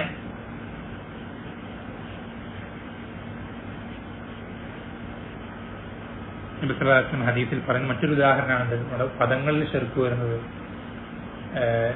മാഷാ അള്ളാഹു വശിഅത എന്ന് പറയാം. അതായത് നീയും അള്ളാഹും ഉദ്ദേശിച്ചത് എന്ന് പറയാം. നീയും അള്ളാഹും ഉദ്ദേശിച്ച ഒരു കാര്യം നടക്കുമെന്ത് ചെയ്യാം, അത് നീയും അള്ളാഹും ഉദ്ദേശിച്ച, അല്ലെങ്കിൽ അള്ളാഹും നീയും ഉദ്ദേശിച്ചതെന്ന് പറയാം. അങ്ങനെ പറയുന്നത് ശരി, അത്രത്തോളം സൂക്ഷ്മത പാലിക്കണം എന്ന് പറഞ്ഞു ഈ വിഷയത്തിൽ. മറിച്ച് എന്താ പറയേണ്ടത്, മാഷാ അള്ളാഹു സുമ്മ അള്ളാഹും പിന്നെ നീയും, അള്ളാഹും പിന്നെ നീയും ഉദ്ദേശിച്ചു എന്ന് വേണം പറയാം. അതുപോലെ തന്നെ അള്ളാഹു ചെയ്യുന്ന പ്രവർത്തനങ്ങൾ അതെന്ത് ചെയ്യാം, മറ്റേതെങ്കിലും ഒരു കാര്യത്തിലേക്ക് ചേർത്തി പറയാം. ഹദീസിൽ വന്നിട്ടുള്ളതാണ് എന്ത്, ഒരാൾ ഒരു ദിവസത്തിൽ രാത്രി മഴ പെയ്തപ്പോൾ നബി സല്ലല്ലാഹു അലൈഹി വസല്ലം സുബഹിക്ക് സഹാബത്തിന് അടുക്കൽ വന്നിട്ട് പറഞ്ഞെന്താ, ആരാണോ ഇന്നിന്ന രാശികൾ കൊണ്ട് അത് കാരണത്താൽ മഴ ലഭിച്ചു എന്ന് പറയുന്നത്, അവന്റെ അവസ്ഥ എന്താ, അവനെ പറ്റി അള്ളാഹു സുബ്ഹാനഹു വ തആല പറയുന്നത് അവൻ എന്നിൽ അവിശ്വസിക്കുകയും ആ രാശിയിൽ വിശ്വസിക്കുകയും ചെയ്തവരാണ്. അതേസമയം അള്ളാഹുവിന്റെ ഫضലും റഹ്മത്തും കൊണ്ടാണ് ഞങ്ങൾക്ക് മഴ ലഭിച്ചതെന്ന് ആരാണോ പറയുന്നത്, അവൻ എന്നിൽ വിശ്വസിക്കുകയും ആ രാശികളിൽ അവിശ്വസിക്കുകയും ചെയ്തവരാണെന്ന് പറയും. അപ്പൊ അള്ളാഹു ചെയ്യുന്ന മഴ നൽകുക എന്നുള്ളത് അള്ളാഹു അവന്റെ തീരുമാനപ്രകാരം മാത്രം നടക്കുന്നൊരു കാര്യം. അത് മറ്റേതെങ്കിലും ഒരു കാര്യത്തിലേക്ക് ചേർത്തി പറയുക എന്നുള്ളത് പാടില്ല. എന്നിപ്പോ ഒരുപാട് കാര്യത്തിനുണ്ടാവും, രാശി മാത്രമല്ല, പല കാര്യങ്ങൾ, പല വിഷയങ്ങളും പല കാര്യങ്ങളിലേക്ക് എന്ത് ചെയ്യണം, ആളുകൾ ചേർത്തി പറയാം. പലതിലും ആളുകൾ എന്ത് ചെയ്യുന്നില്ല, ശ്രദ്ധിക്കുന്നില്ല. ഉദാഹരണത്തിന് ആ ഡോക്ടർ ഉള്ളതുകൊണ്ട് ഞാൻ രക്ഷപ്പെട്ടു എന്ന് പറയുന്ന ആളുകളുണ്ട്. പറയാൻ പാടില്ല. ഉദ്ദേശം നല്ലതാണെങ്കിൽ പോലും അങ്ങനെ പറയുന്നത് തെറ്റാണ്. അതുപോലെ തന്നെ എൻ്റെ വീട്ടില് എന്താ പറയാ, പട്ടിയുള്ളതുകൊണ്ട് എന്ത് ചെയ്തു, കള്ളം കയറിയില്ല എന്നൊക്കെ, അങ്ങനെയൊക്കെ പറയുന്നത് എന്തല്ല, അതൊക്കെ വാക്കുകളിൽ ശ്രദ്ധിക്കേണ്ട കാര്യങ്ങൾ. നമ്മളത് നല്ല ഉദ്ദേശത്തിലാണ് പറയുന്നെങ്കിൽ പോലും അത് ശരിയായ പദപ്രയോഗങ്ങൾ ഉപയോഗിക്കുക എന്നുള്ളത് വളരെ പ്രധാനപ്പെട്ട കാര്യമാണ്. അതുപോലെ തന്നെ പ്രവർത്തനങ്ങളുണ്ട്, ശിർക്കിലേക്ക് നയിക്കുന്ന പ്രവർത്തനങ്ങളുണ്ട്. അതിൽപ്പെട്ടതാണ്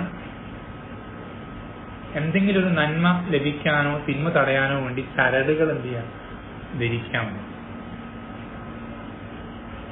എന്തെങ്കിലും ഒരു നന്മ ലഭിക്കുവാനോ തിന്മ തടയുവാനോ വേണ്ടി ചരടുകൾ ധരിക്കുക എന്നുള്ളത് ഇതുപോലെ ശിർക്കിലേക്ക് നയിക്കുന്ന പ്രവർത്തനങ്ങൾപ്പെട്ടാണ്.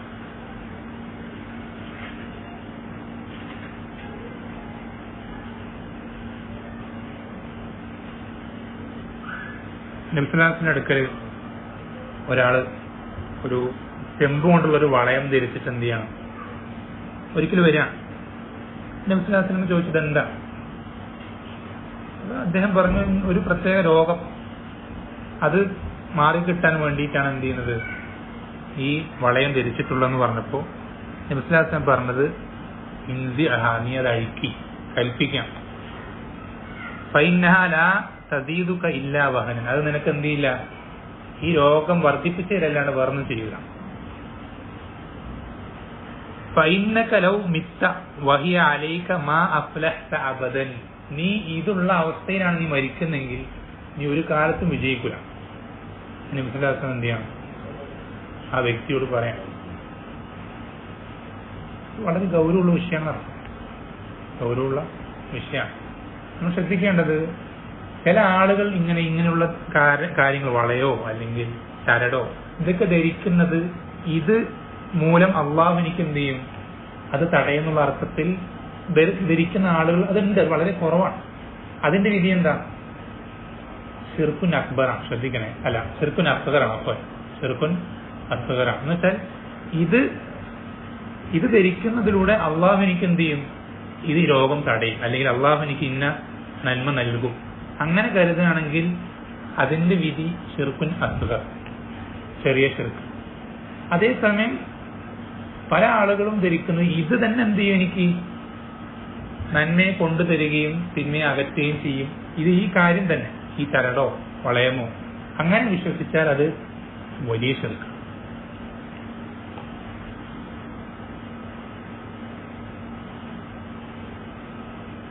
അതുപോലെ തന്നെയാണ് ഏലസുകളൊക്കെ.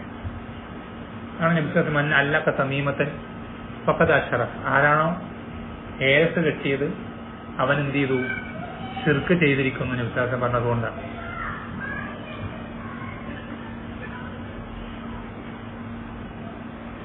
അതുപോലെ തന്നെ മറ്റൊരു വിഷയമാണ് ശകുനം നോക്കുക. അതുപോലെ തന്നെ മറ്റൊരു വിഷയമാണ് ശകുനം നോക്കുക. ശകുനം നോക്കുന്നത് നമ്മുടെ നാട്ടിൽ അറിയപ്പെട്ട കാര്യം. ഈ നെഹ്സ് എന്നൊക്കെ പറഞ്ഞിട്ട് ഒരു കലണ്ടറുകളിൽ കാണാം മിക്ക വീടുകളിലും.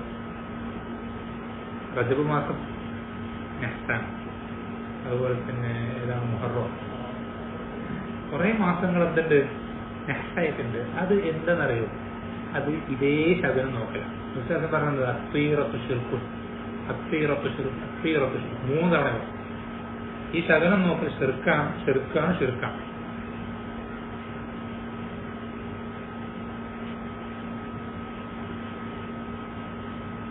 അല്ലേ? കറുത്ത പൂച്ച മുന്നിൽ കൂടെ ചാടിയാൽ. അതുപോലെ തന്നെ കുറേ കാര്യങ്ങളുണ്ട്.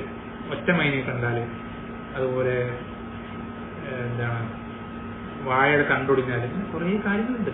നമ്മൾ വിചാരിക്കുന്ന പോലല്ല, കുറേ വിഷയങ്ങളുണ്ട്. എന്തൊക്കെയുണ്ട്, വെള്ളി മൂലിയെ കണ്ടാൽ, ഇരുതല മൂലിയെ കണ്ടാൽ, അങ്ങനെ കുറേ വിഷയങ്ങളുണ്ട്. നക്ഷത്രമാണ്, അങ്ങനെ കുറേ.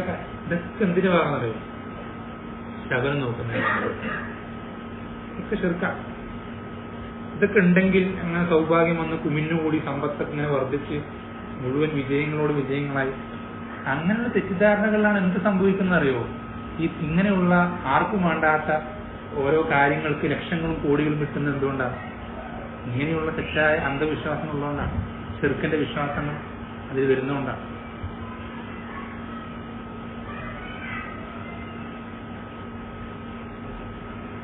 പിന്നൊരു വിഷയമാണ്, അതുകൂടി പറഞ്ഞിട്ട് എന്ത് ചെയ്യാം,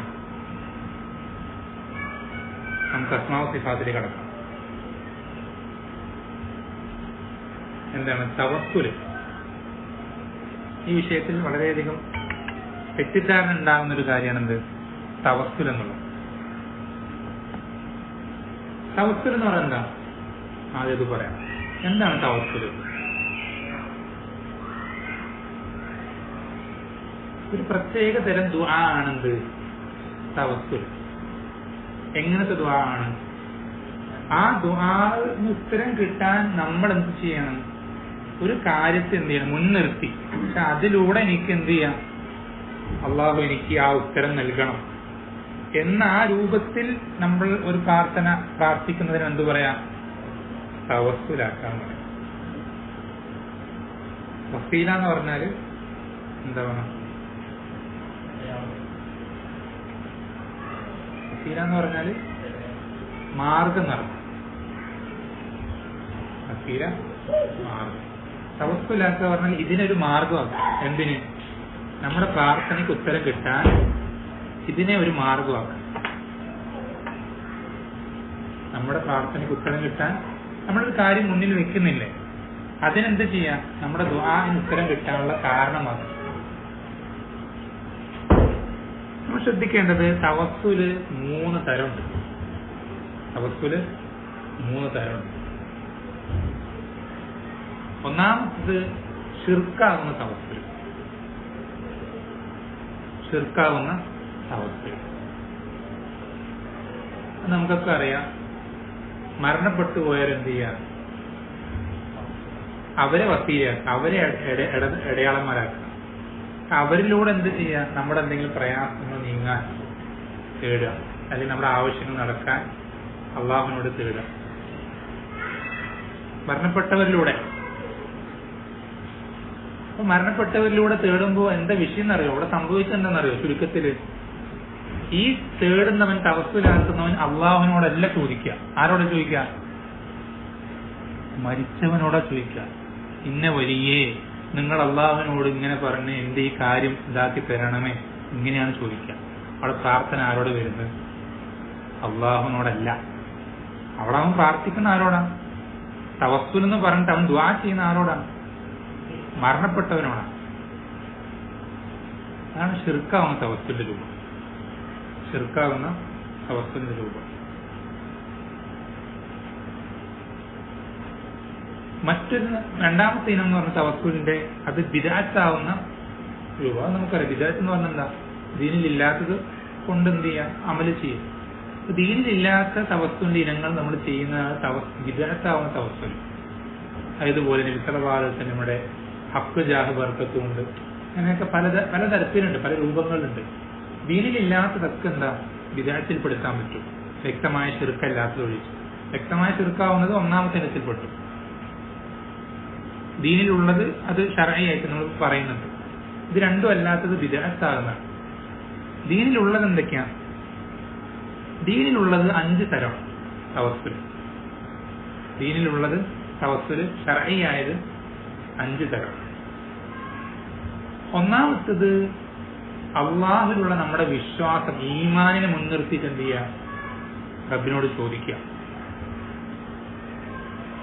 നമ്മൾ അള്ളാഹുവിൽ വിശ്വസിച്ചിട്ട് ഈമാൻ നമ്മൾ സ്വീകരിച്ചിട്ടുണ്ട്. അത് മുൻനിർത്തിയിട്ട് റബ്ബേ, ഞാൻ നിന്നിൽ വിശ്വസിച്ചിട്ടുണ്ട് റബ്ബേ, അതുകൊണ്ട് എനിക്ക് നീ എന്ത് ചെയ്യണമേ? പുറത്തു തരണമെന്നോ അല്ലെങ്കിൽ എന്തെങ്കിലും കാര്യം. റബ്ബന ആമന്ന ഫഗ്ഫിർ ലനാ ആയത്താണ്.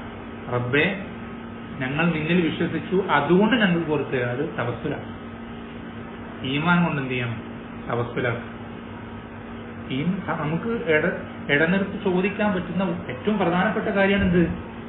ഈമാൻ എന്നുള്ളത്. നേരത്തെ ഈമാന്റെ ശ്രേഷ്ഠതയൊക്കെ പറഞ്ഞു. ഏറ്റവും അള്ളാഹ്ക്ക് ഇഷ്ടപ്പെട്ട കാര്യമാണ്. അത് മുൻനിർത്തി ചോദിക്കാം. നമ്മൾ മുൻനിർത്തി ചോദിക്കുന്നതിൽ, തവസ്സുലാക്കുന്നതിൽ വളരെ പ്രധാനപ്പെട്ട കാര്യമാണിത്, നമ്മുടെ ഈമാൻ എന്നുള്ളത്. അത് മുൻനിർത്തി ചോദിക്കുന്നത് ശർഈൽപ്പെട്ടതാണ്.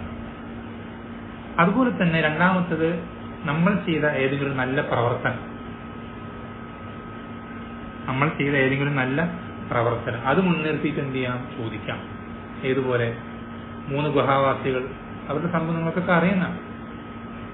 ഗുഹ, ആ മഴ വന്ന് ആ ഗുഹയുടെ വാതിൽ വലിയ പാറക്കല്ല് വീണ് അടഞ്ഞപ്പോ ആ പാറക്കല്ല് ഇവര് 3 അല്ല, ഒരു 30 പേര് വിചാരിച്ചപ്പോൾ ഒരു അനക്കാൻ പറ്റാത്ത അത്ര വലിയ പാറക്കല്ല് ഇവര് അള്ളാഹുവിന് ദുആ ചെയ്യണം. ആ പാറക്കല്ല് നീങ്ങിക്കിട്ട് അതൊക്കെ വഴി പുറത്തായി കിട്ടാൻ വേണ്ടി അതവർ ദുആ ചെയ്യുമ്പോൾ അവരുടെ ജീവിതത്തിൽ അവർ ചെയ്ത സ്വാലിഹായ പ്രവർത്തനം, അതിലൊരെണ്ണം ഏറ്റവും അവർക്ക് വളരെ നല്ല പ്രവർത്തനമായി തോന്നിയ ഒരു പ്രവർത്തനം മുൻനിർത്തിയിട്ട് ഓരോരുത്തരും ചോദിക്കും. അങ്ങനെ എന്തെങ്കിലും ഒരു പ്രവർത്തനം നമ്മുടെ ജീവിതത്തിൽ ഉണ്ടെങ്കിൽ, നമ്മൾ ചെയ്തതായി നമുക്ക് ഒരു ഏകദേശം ഒരു ധാരണ നമുക്ക് തോന്നുന്നുണ്ടെങ്കിൽ, അത് മുൻനിർത്തിയിട്ട് എന്ത് ചെയ്യാം? അള്ളാഹുവിനോട് ദുആ ചെയ്യാം. മൂന്നാമത്തേത്, അള്ളാഹുവിന്റെ നാമങ്ങളിൽ ഏതെങ്കിലും ഒരു നാമത്തെ മുൻനിർത്തി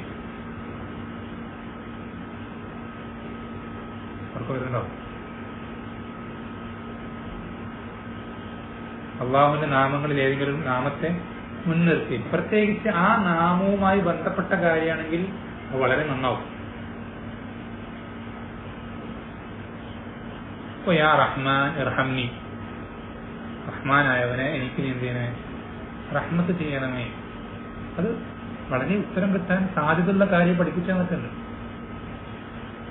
വലില്ലാഹിൽ അസ്മാഉൽ ഹുസ്ന ഫദ്ഉഹു ബിഹാ, അതുകൊണ്ട് നിങ്ങൾ ദുആ ചെയ്യും. അത് അങ്ങനെ പറയുന്ന അർത്ഥം എന്താ? അതിനെ ഇടനിർത്താൻ, തവസ്സുലാക്കാൻ. പ്രാർത്ഥിക്കാനുള്ള പ്രാർത്ഥന യാ ഹയ്യു യാ ഖയ്യൂം ബിറഹ്മതിക അസ്തഗീസ് അസ്ലിഹ് ലീ ശഅനി കുല്ലഹ് വലാ തകിൽനി ഇലാ നഫ്സി തർഫത ഐൻ.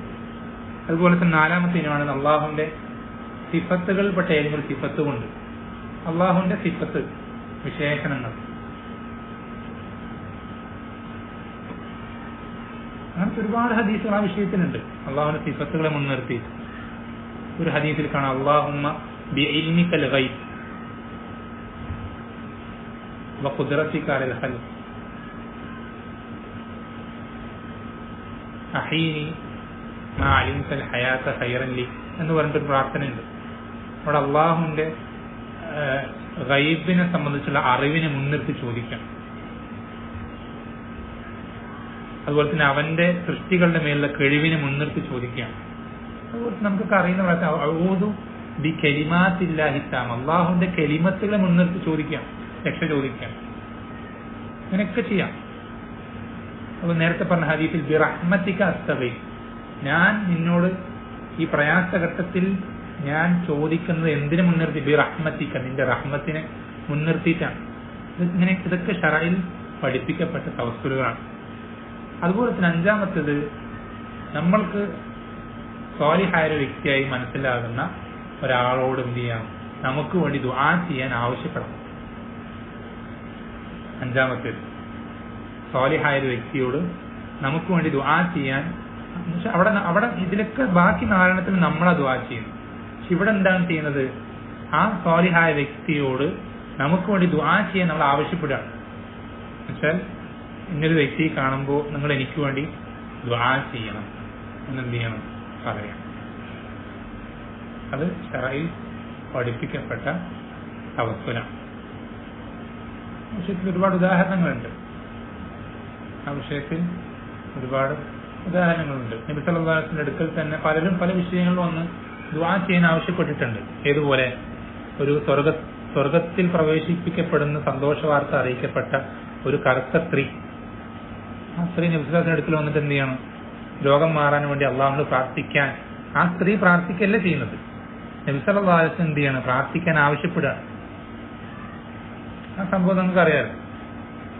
അതുപോലെ തന്നെ ഉവൈസ് അൽ ഖറനി റഹിമഹുല്ലാഹ് താബിഈങ്ങളിൽ ഏറ്റവും ശ്രേഷ്ഠനായ വ്യക്തിയാണ്. അദ്ദേഹത്തെ കണ്ടാൽ നിങ്ങൾക്ക് വേണ്ടി ഇസ്തിഗ്ഫാർ ചെയ്യാൻ ആവശ്യപ്പെടാൻ നബി സല്ലല്ലാഹു അലൈഹി വസല്ലം ഉമറിന്റെ റളിയല്ലാഹു അൻഹു അങ്ങോട്ട് കൽപ്പിച്ചിട്ടുണ്ട്. ഇങ്ങനൊരു വ്യക്തി വന്നു കഴിഞ്ഞാൽ ആ വ്യക്തിയോട് നിങ്ങൾക്ക് വേണ്ടി ഇസ്തിഗ്ഫാർ ചെയ്യാൻ നിങ്ങൾ അദ്ദേഹത്തോട് ആവശ്യപ്പെടണം. അത് തവസ്സുലാണ്.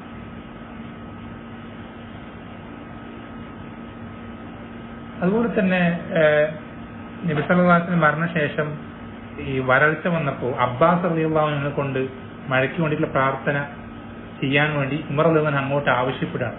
ഇതൊക്കെ ശറഇൽ പഠിപ്പിക്കപ്പെട്ടതാണ്. ഇബ്നു അബ്ബാസിന്റെ ഉപ്പ എങ്ങനെ? അത് ഒരുപാട് സംഭവങ്ങളുണ്ട്. അബൂ ഹുറൈറ റളിയല്ലാഹു അൻഹു ഉമ്മക്ക് വേണ്ടിയിട്ടുള്ള പ്രാർത്ഥന, ഒരുപാട് പ്രാർത്ഥനകളുണ്ട്, ഒരുപാട് സന്ദർഭങ്ങളുണ്ട്. അതൊക്കെ ശറഇൽ പഠിപ്പിക്കപ്പെട്ട തവസ്സുലിന്റെ ഇനങ്ങളാണ്.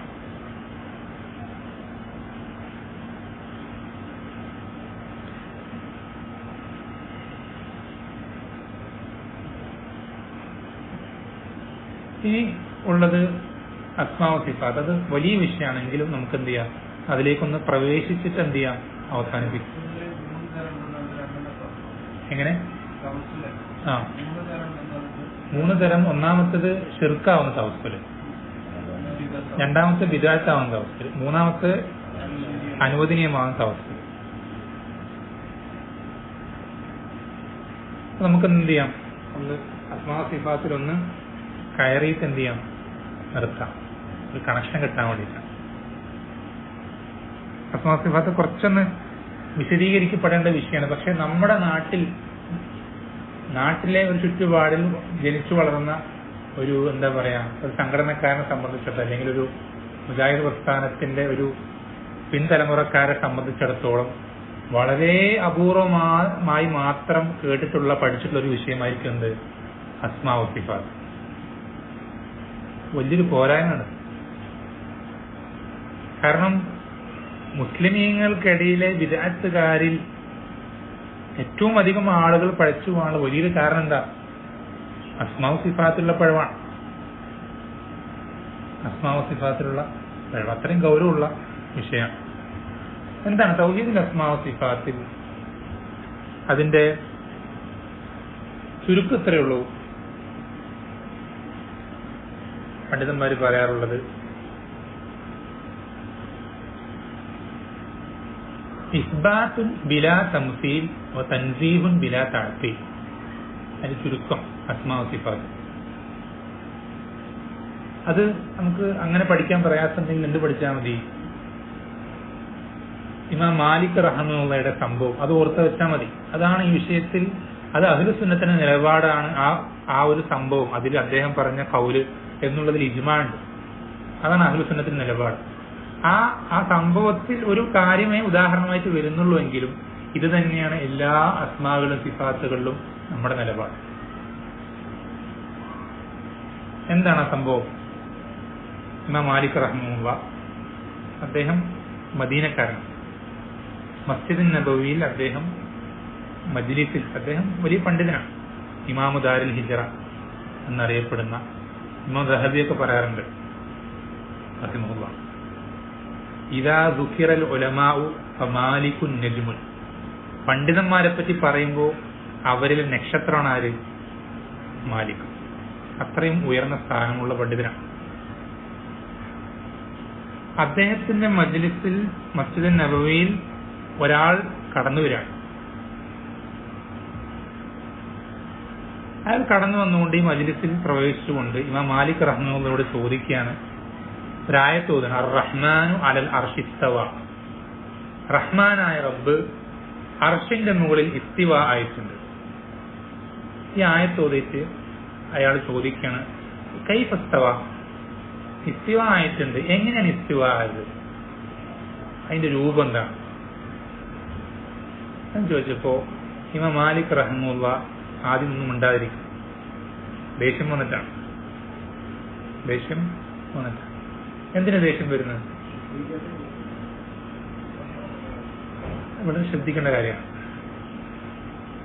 ഇതുവരെയും ഇമാം മാലിക് റഹ്മത്തുള്ളാഹിയുടെ കാലഘട്ടം വരെയും ആ ഒരു 2 നൂറ്റാണ്ട് കാലം മുസ്ലിമീങ്ങൾപ്പെട്ട സ്വഹാബത്താവട്ടെ താബീങ്ങളുടെ മുതിർന്നവരാവട്ടെ ഒരാളും ഈ ആയത്ത് കേട്ട് ഈ ഒരു ചോദ്യം ചോദിച്ചിട്ടേയില്ല. ഒരാളും.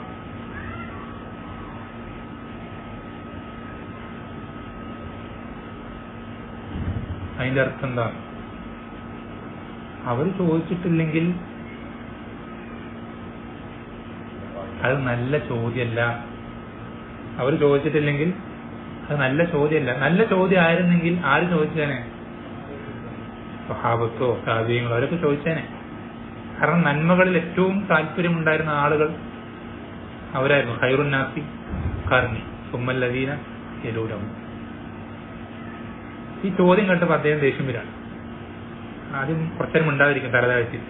എന്നിട്ട് ചുവന്ന ദേഷ്യം പിടിച്ച മുഖത്തോടുകൂടി അദ്ദേഹം ആ വ്യക്തിക്ക് മറുപടി കൊടുക്കും. ആ മറുപടി വളരെ ശ്രദ്ധിക്കേണ്ട മറുപടിയാണ്, അഹ്ലു സുന്നത്തിന്റെ മറുപടിയാണ്. അദ്ദേഹം പറയുന്നത് അൽ ഇസ്തിവാഉ മാലൂം. ഇസ്തിവ എന്ന് പറഞ്ഞ വാക്കിന്റെ അർത്ഥം ഭാഷയിൽ, അറബി ഭാഷയിൽ അറിയപ്പെട്ട. ഇസ്തിവ എന്ന് പറഞ്ഞാൽ എന്താ? അതിന് ഒരുപാട് അർത്ഥങ്ങളുണ്ട്. അതിന്റെ മുമ്പിലുള്ള ബായും അലയൊക്കെ മാറുന്നതിനനുസരിച്ച് അതിന്റെ അർത്ഥം മാറും ഭാഷയിൽ. ഇവിടെ അലയാണ്. റഹ്മാനു അലൽ അർശി ഇസ്തവ. അല വന്നു കഴിഞ്ഞാൽ ഇസ്തിവാന്റെ അർത്ഥം എന്തേ വരുള്ളൂ? മുകളിലായി, ഉപരിയിലായി എന്നർത്ഥമേ അറബി ഭാഷയിലുള്ളൂ. അത് എല്ലാവർക്കും അറബികൾക്ക് അറിയപ്പെട്ട കാര്യം. അൽ ഇസ്തിവാഉ മഅലൂമുൻ. പിന്നെ അദ്ദേഹം പറഞ്ഞു വൽ കൈഫു മജ്ഹൂലുൻ. വൽ കൈഫു മജ്ഹൂൽ. അതിന്റെ രൂപം എങ്ങനെ ഇസ്തിവായി, അതാണല്ലോ ചോദ്യം. അതിന്റെ രൂപം മജ്ഹൂലാണ് എന്ന് വെച്ചാൽ അറിയപ്പെടാത്തത്. അത് നമുക്ക് അറിയൂല. എന്താ അറിയാത്തത്? നമുക്ക് അള്ളാഹു അറിയിച്ചു തന്നിട്ടില്ല. അള്ളാഹു അവന്റെ റസൂൽ സല്ലല്ലാഹു അലൈഹി വസല്ലമയ്ക്ക് അറിയിച്ചു കൊടുത്തിട്ടില്ല. അതുകൊണ്ട് തന്നെ റസൂൽ സല്ലല്ലാഹു അലൈഹി വസല്ലം എന്ത് ചെയ്തിട്ടില്ല? നമുക്ക് അറിയിച്ചു തന്നിട്ടില്ല. നമുക്ക് അറിയിച്ചു തരാത്തൊരു കാര്യം നമുക്ക് അള്ളാഹിനെ പറ്റി അന്വേഷിച്ച് കണ്ടുപിടിക്കാൻ കഴിയൂല. വലാ യുഹീതൂന ബിശൈഇൻ മിൻ ഇൽമിഹി ഇല്ലാ ബിമാ ശാ എന്ന് പറയാനുള്ള കാരണം അതാണ്.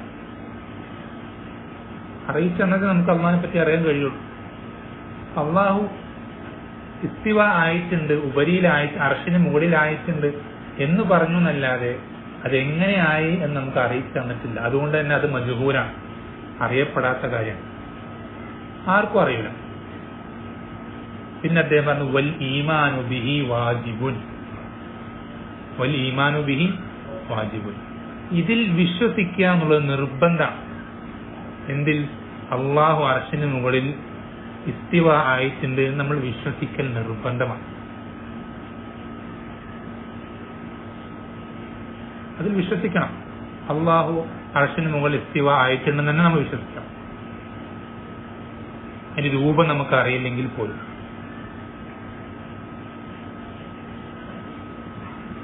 പിന്നെ അദ്ദേഹം പറഞ്ഞു വസ്സുആലു അൻഹു ബിദ്അ, അതിനെപ്പറ്റി ചോദിക്കുക, അതെങ്ങനെയാണ്, അതിന്റെ രൂപം എങ്ങനെയാണ് എന്ന് ചോദിക്കൽ ബിദ്അത്താണ്. വസ്സുആലു അൻഹു ബിദ്അ. ഇത്രയും പറഞ്ഞിട്ട് എന്ത് ചെയ്യണം? ആ ചോദിക്കാൻ വന്നവനെ അവിടെ നിന്ന് എന്ത് ചെയ്യണം? പള്ളിയിൽ തന്നെ പുറത്താക്കണം. മസ്ജിദ് നബവിയിൽ എന്ത് ചെയ്യണം? ഈ ചോദ്യം ചോദിച്ചവനെ പുറത്താക്കുക. അതിനാണ് എന്ത് പറയാ? ഹജ്ർ എന്ന് പറയും. അത് സുന്നത്തിന് സലഫിയത്തിന് കൂവത്തുള്ള സ്ഥലങ്ങളിൽ എന്ത് ചെയ്യണം? അത് ഹജ്ർ ചെയ്യണം. അവിടെ അദ്ദേഹത്തിന്റെ സ്ഥലമാണ്. മസ്ജിദ് നബവിയിലെ ഏറ്റവും മുതിർന്ന പണ്ഡിതന്മാരിൽ ഒരാളാണ്. അവിടെ വന്നിട്ട് അവിടെയാണെങ്കിൽ ബിദഅത്ത് കലർന്നിട്ടില്ലാത്ത ആളുകൾക്കിടയിൽ വന്നിട്ട് ഒരുത്തം ബിദഅത്തിന്റെ വിത്ത് പാകാൻ നോക്കുകയാണ്. ആരെങ്കിലും എന്തെങ്കിലും തടഞ്ഞാലോ ഒന്ന് പരിശ്രമിക്കുകയാണ്. അപ്പോൾ നല്ല രൂപത്തിൽ തക്കതായ മറുപടി കൊടുത്തിട്ട് എന്ത് ചെയ്യണം? മസ്ജിദ് നിന്ന് പുറത്താക്കണം.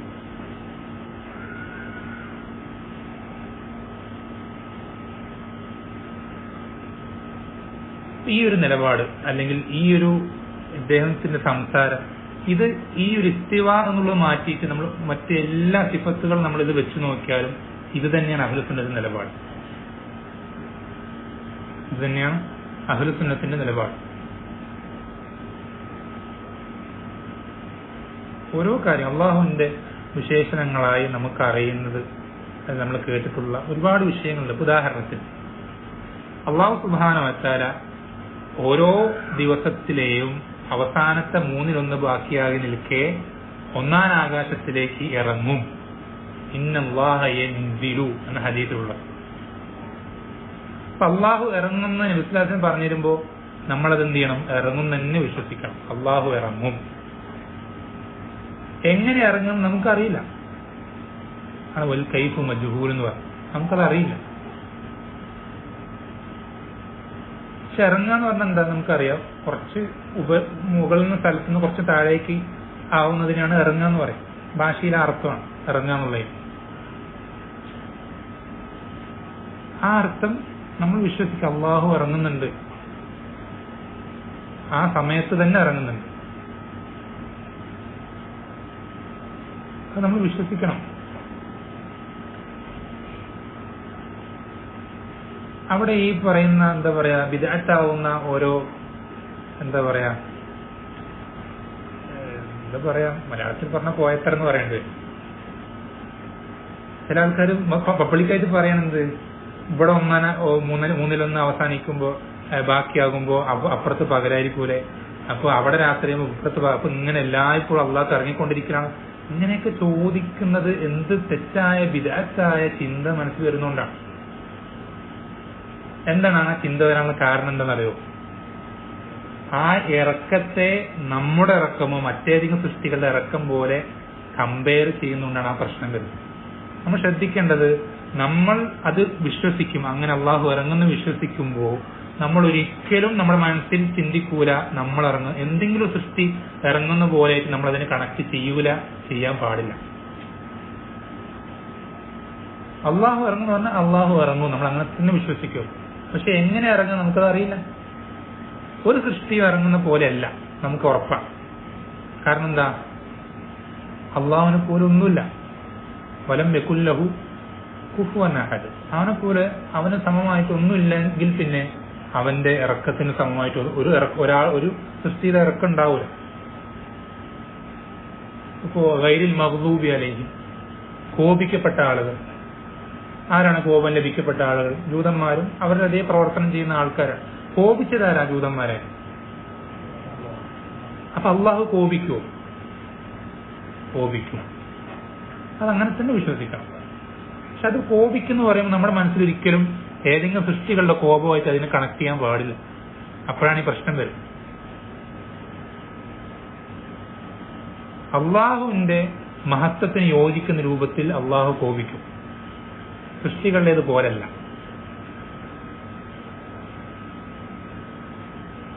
അതുപോലെ തന്നെ അള്ളാഹു ഇഷ്ടപ്പെടുന്നു പഠിപ്പിച്ചിട്ടുണ്ട്. ഇന്നല്ലാഹ യുഹിബ്ബു തവ്വാബീന വയുഹിബ്ബുൽ മുതത്വഹിരീൻ.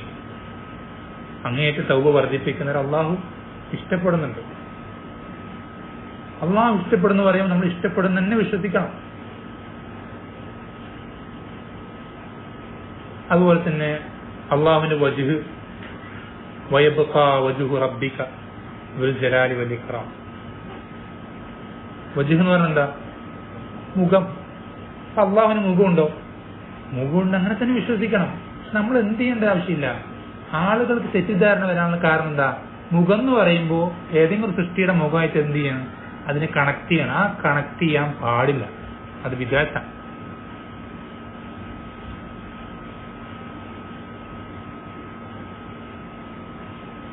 കണക്ട് ചെയ്യാൻ പാടില്ല. അതുപോലെ തന്നെ അള്ളാഹുവിന് കൈ, 2 കൈയുണ്ടെന്ന് പഠിപ്പിച്ചിട്ടുണ്ട്. ബല്യദാഹു മബ്സൂതത്താൻ. അവന്റെ 2 കൈകൾ നിവർത്തി വെക്കപ്പെട്ടതാണ്. എന്നുവെച്ചാൽ അങ്ങേറ്റം കൊടുക്കുന്നവനാണ് എന്നാണ് അതിന്റെ അർത്ഥം. അപ്പോൾ അള്ളാഹുവിന് കൈകളുണ്ടോ? ഉണ്ട്. അങ്ങനെ തന്നെ കൈകളുണ്ടെന്ന് തന്നെ വിശ്വസിക്കണം. പക്ഷെ നമ്മൾ ഒരിക്കലും ചിന്തിക്കാൻ പാടില്ല മറ്റേതെങ്കിലും സൃഷ്ടികളുടെ കൈയായിട്ട് എന്ത് ചെയ്യാൻ പാടില്ല, അതിനെ കണക്ട് ചെയ്യാൻ പാടില്ല. നിങ്ങൾ ആലോചിച്ച് നോക്കിയേ, ഉദാഹരണത്തിന് കൈ തന്നെ, മനുഷ്യന്റെ കൈ ഇത് പ്രത്യേക ഘടനയിലാണ്. ഈ ഒരു രൂപത്തിലാണോ ഈച്ചയുടെയും കൊതുകിന്റെയും കൈ? ആ രൂപത്തിലാണോ ആനയുടെയും അതുപോലെ തന്നെ സിംഹത്തിന്റെയൊക്കെ കൈ? ഇങ്ങനെ സൃഷ്ടികൾക്കിടയിൽ തന്നെ എന്തുണ്ട്? വലിയ വ്യത്യാസങ്ങളുണ്ട്. കൈ എന്ന് പറയുന്ന ഒറ്റൊരു വിശേഷണത്തിൽ തന്നെ.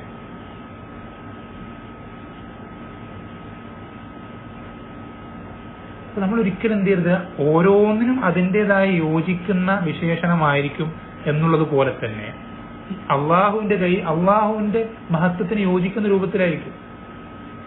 അള്ളാഹുവിന്റെ മഹത്വത്തിന് യോജിക്കുന്ന രൂപത്തിലായിരിക്കും. ഈ ഇങ്ങനെയുള്ള വിശേഷണങ്ങൾ അത് നമ്മൾ അംഗീകരിക്കണം, അത് നിർബന്ധമാണ്.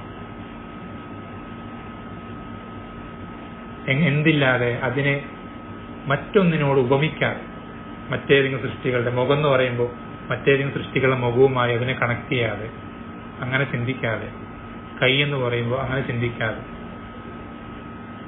അള്ളാഹുവിന്റെ മഹത്വത്തിന് യോജിക്കുന്ന രൂപത്തിൽ ഓരോ വിശേഷണങ്ങളും അള്ളാഹുവിന് എന്ത് ചെയ്യണം? നമ്മൾ ഉണ്ട് എന്ന് വിശ്വസിക്കണം. ഓരോ വിശേഷണങ്ങളും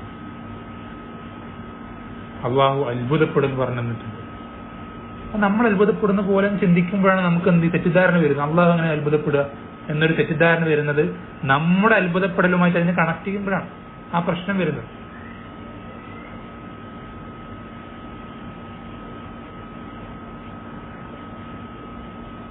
അള്ളാഹു എന്താ പറയാ,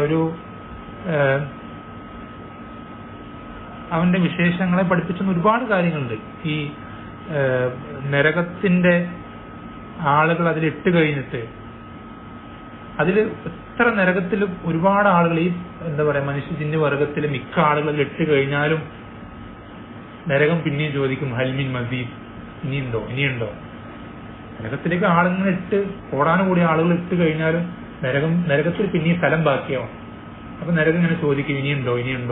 ഇങ്ങനെ ചോദിക്കുമ്പോ അള്ളാഹു സുബ്ഹാനഹു വ തആല അവന്റെ കണങ്കാൽ എന്ത് ചെയ്യും? നരകത്തിന്റെ മുകളിൽ വെക്കുന്ന. അപ്പൊ നരകം ഞെരിഞ്ഞമർന്ന് നരകം എന്ത് ചെയ്യും?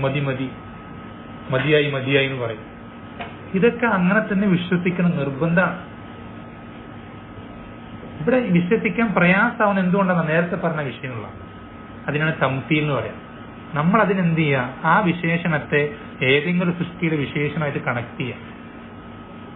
അപ്പോഴാണ് നമുക്ക് അത് മനസ്സിലാക്കാനുള്ള പ്രയാസവും ബുദ്ധിമുട്ടും നേരത്തെ പറഞ്ഞ പോലെ തന്നെ പോയത്തരങ്ങളൊക്കെ അത് നമ്മുടെ മനസ്സിലും വായിലൊക്കെ വരുന്നത് എന്തുകൊണ്ടാണ്? മറ്റ് സൃഷ്ടികളുടേതായിട്ട് ആ വിശേഷണത്തെ കണക്ട് ചെയ്യുമ്പോഴാണ്. അങ്ങനെ ഒരിക്കലും ചെയ്യാൻ പാടില്ല.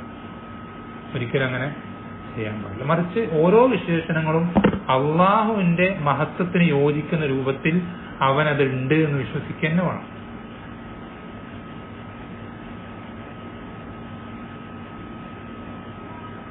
ഇതാണ് അസ്മാ സിഫാത്തിന്റെ ആകത്തുക, ചുരുക്കം. അതിൽ ചില വിഷയങ്ങൾ ഇൻഷാ അല്ലാഹ് വിശദീകരിക്കാനുണ്ട്. അത് നമുക്ക് എന്ത് ചെയ്യാം, അടുത്ത ദർസിൽ ഇൻഷാ അല്ലാഹ് സംസാരിക്കാം. അല്ലാഹു സുബ്ഹാനഹു വ തആല നമുക്ക് എല്ലാവർക്കും ശരിയായ രൂപത്തിൽ വിശ്വാസം ഉള്ളവരായി, അള്ളാഹു തൃപ്തിപ്പെടുന്ന വിശ്വാസമുള്ളവരായി ജീവിച്ച് മരണപ്പെടുവാൻ ഇത്തരം സദസ്സുകൾ റബ്ബ് സുബ്ഹാനഹു വ തആല സബബാക്കി തീർക്കുമാറാവട്ടെ.